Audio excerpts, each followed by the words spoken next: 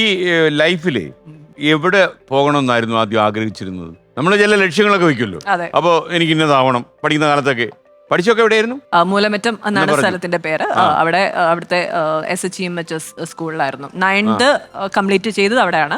10th join ചെയ്യുന്ന സമയത്താണ് മൂവിയിലേക്ക് വരുന്നത്. ഹണി റോസ് വർഗീസ് ആയിരുന്നു അന്ന്. അതെ, വർഗീസ് ഫാദറാണ്, മനസ്സിലായി. അപ്പൊ അത് ഇപ്പൊ ഹണി റോസ് എന്ന് ചുരുക്കിയോ അത് ഹണി എന്ന് ചുരുക്കിയോ? ഇപ്പൊ ആളുകൾ ഹണി റോസ് എന്നാണ് വിളിക്കുന്നത്. ഹണി റോസ് വർഗീസേ എന്ന് വിളിക്കാൻ ഇത്തിരി വിളിച്ചാൽ കൊള്ളാം, കുഴപ്പമൊന്നുമില്ല.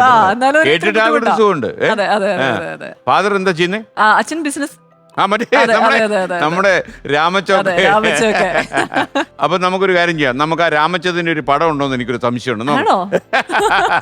ഇതല്ലേ ഇത്? എത്രാമത്തെ? 9ാം ക്ലാസ്സിലാണോ? ഇത് സിനിമ വന്നു കഴിഞ്ഞിട്ട് ഉള്ളൊരു പിക്കാണ്. ആ ഒരു സമയത്തുള്ള ഇതും തമ്മിൽ ഒരു ബന്ധവും.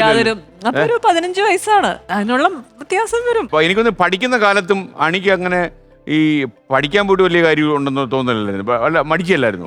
ഓക്കെ, സ്കൂളിലൊക്കെ കൃത്യമായിട്ട് പോകാതിരിക്കാന്നുള്ളതായിരുന്നല്ലോ അതായിരുന്നു ലക്ഷ്യം. ബാക്ക് ബെഞ്ചർ ആയിരുന്നു? ബാക്കിലാണ് ഇരിക്കുക, എവിടെ ഇരുത്തിയാലും ഇരിക്കും. പുറത്തു പോകുന്ന ഗ്രൂപ്പായിരുന്നു?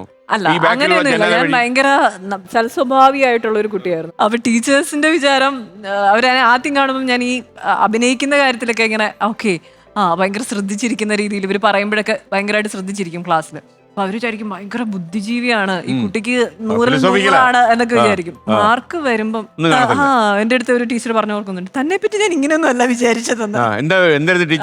ഭയങ്കര പഠിപ്പിയായിരിക്കും. 8ാം ക്ലാസ് പഠിക്കുമ്പോൾ അമ്മയോടൊന്ന് വഴക്ക് കേട്ടിട്ട് ഒരു പെട്ടിയെടുത്ത് ഹോസ്റ്റലോട്ട് പോകുന്ന ഭീഷണി റോഡിൽ ഇറങ്ങിയിരുന്നില്ല കുറച്ചു നേരം. വണ്ടി വന്ന് ഇടിക്കുന്നു വീണ്ടും തിരിച്ചു വീട്ടിലോട്ട് പോകുന്നില്ലേ? ഇല്ല, അത്രയും കേട്ടോ. ഉണ്ടായെന്ന് പറഞ്ഞു.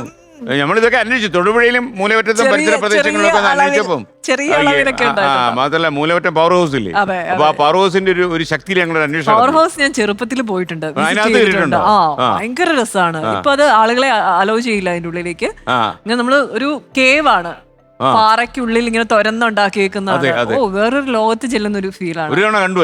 ഒന്നല്ല, 1-2 തവണ പോയിട്ടുണ്ട്.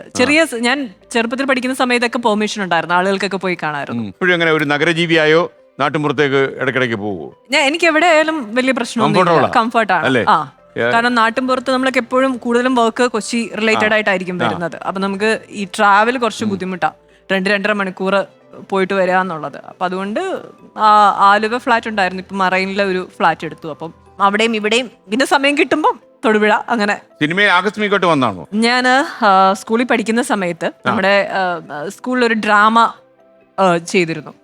അത് ഞാനൊരു റിസപ്ഷനിസ്റ്റ് ആയിട്ടാണ് ചെയ്തത്. അപ്പൊ എനിക്ക് ഭയങ്കര പേടിയാണ്. ഞാൻ അതിനു മുമ്പ് ഈ അഭിനയിക്കുന്ന ഒരു സാധനത്തിന്റെ ഭാഗത്തേക്കേ പോയിട്ടില്ല. പക്ഷെ നമ്മൾ മസ്റ്റായിട്ട് ചെയ്യേണ്ടത് കൊണ്ട് ചെയ്തതാണ്. പക്ഷെ അതിലൊരു ഡയലോഗും കണ്ടേ ഉള്ളൂ, how can I help you എന്നുള്ള ഒരു സാധനം മാത്രമേ ഉള്ളൂ. അതെ അതെ അതെ. അപ്പൊ അത് പറഞ്ഞു കഴിഞ്ഞിട്ട് പിന്നെ നമ്മളങ്ങ് പോവാണ്. പിന്നെ അവിടെ നമുക്ക് സ്പേസ് ഇല്ല. പക്ഷെ അത് പറഞ്ഞു കഴിഞ്ഞപ്പോ ഭയങ്കര ഒരു പ്രത്യേക ഒരു സുഖം തോന്നി, കൊള്ളാലോ ഇത് എന്നുള്ളൊരു സാധനം.